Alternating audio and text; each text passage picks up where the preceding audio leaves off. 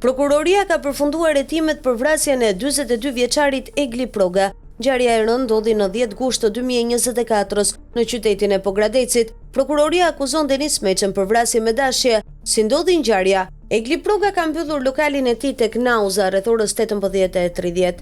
Më pas, pasi ka kaluar para një dyqani me fruta perime, më pas është futur në lokalin Stropska, jo më larg se 20 metra nga lokali i tij. Aty ka nisur gjithçka dhe sherri me Denis Meçën. Kjo është renditja e hapave sipas dëshmive të mbledhura nga policia. Viktima ka vajtur tek lokali ku ka ndodhur ngjarja për të pirë. Tek lokali kanë qenë jashtë autori me 2 të tjerë, edhe këta të pirë.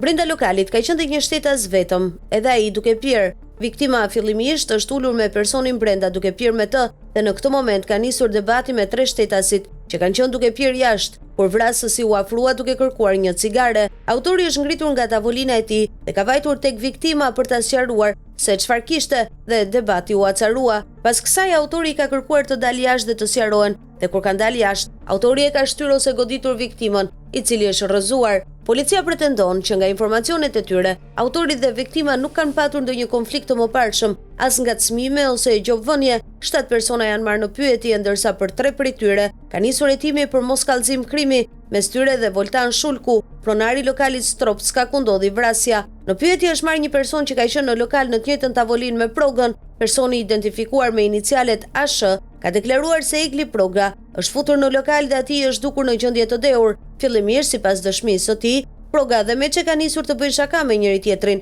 por në një moment Proga ka filluar që ta ofendojë të riun. Më pas Meçë i ka kërkuar Progës që të dalin pak jashtë dhe të sqarohen. Në këtë moment, sipas dëshmisë, Meçë ka qelluar me grusht Progën, ndërsa ky i fundit ra në anën e një makine dhe më pas në tokë. Në pyetje është marrë edhe AB, kushëriri i Egli Progës. Ai deklaroi se ka qenë në një largësi rreth 30 metra kur ka parë që një person ka qelluar me grusht një person tjetër dhe ai u rrëzua në tokë. Ai deklaroi se nuk u afrua, por pa që doli pronari i lokalit, Voltan Shulku, dhe i ofroi ndihmë të dëmtuarit. Më pas në pyetje është marrë edhe pronari i lokalit Voltan Shulku, 40 vjeç, Arjan Manellari, 55 vjeç dhe Leonida Guçe, 47 vjeç. Të tre kanë deklaruar se nuk e pan ngjarjen, por shkuan pranë viktimës pasi dëgjuan të përtitura.